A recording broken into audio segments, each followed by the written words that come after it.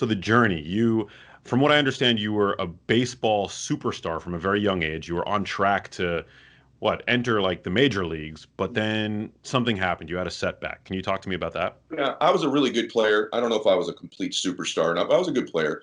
And so I went on to college and played Division I college baseball, and I got hit with a pitch. Mm. And that pitch formed an actual tumor on my right calf, my gastrocnemius.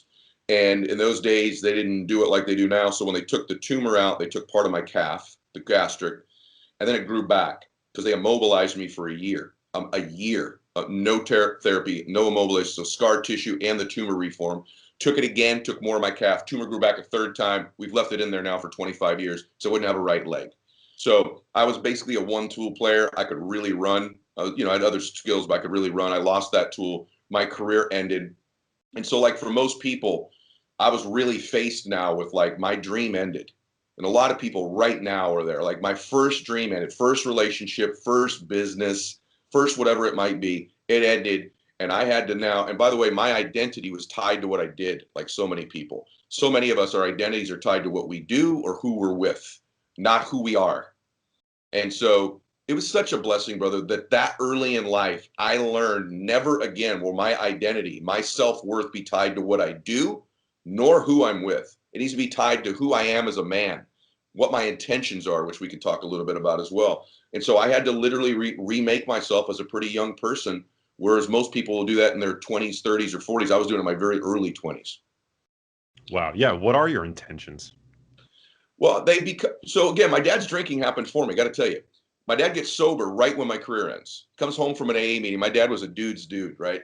I'm unemployed. I'm living at his house, Mr. Businessman here, right? I'm in the same bed, same teddy bear, same poster on the wall from growing up. That's me, just so everybody knows. And how old are you at this point? After college, 22, 23. I mean, I'm like, and I'm not even looking for a job. I'm laying out at the pool every day, blowing life. My dad's like, I'm sick of you eating all this food out of the fridge. I got you a job. My dad got to his first AA meeting. I go, what is it? He goes, you don't get to choose. I have no idea what it is. Show up tomorrow morning at 6 a.m. It's called McKinley. I go there and it's a orphanage for boys. Here I am, this ego-driven athlete, full of testosterone. I'm going to conquer the world. All my life, I'm getting favored because I could run faster and was stronger. And I walk in and they go, you're in cottage 8.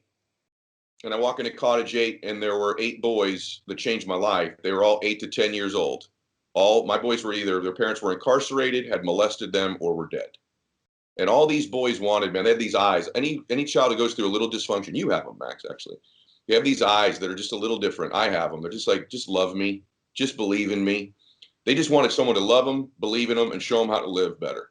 What I've found out is I'm now 50 years old. That's what every human being wants. Love me, believe in me, and show me how to live better. And they changed my life. I was there for Christmas morning. I took them to school every day. I'd pick them up from school. I went trick-or-treating with them. I became their father at 21, 22 years old. And it transformed me because I was like, oh my God, I love this serving other people stuff. This doesn't just make me happy. This fulfills me, which is a totally different emotion. I'd had happiness in my life and sadness. I'd never had fulfillment. And fulfillment to me is when you figure out what your 2 or 3 gifts are, which we all have them, and you use them in the service of another human. And those gifts could be your beauty, your humor. In Max's case, is IQ, seriously, problem solving, resiliency, toughness, whatever it might be, nurturing skills. I found mine. Mine's connecting with people, being present with people, believing in people, speaking power into people. And it changed my life. And so while I was there, I started into my business life in a financial company and then in the real estate business. And I just approached business differently. Honestly, I did not get into those businesses to become a bazillionaire because it wasn't a priority in my family. We never went on vacation. We didn't have material things.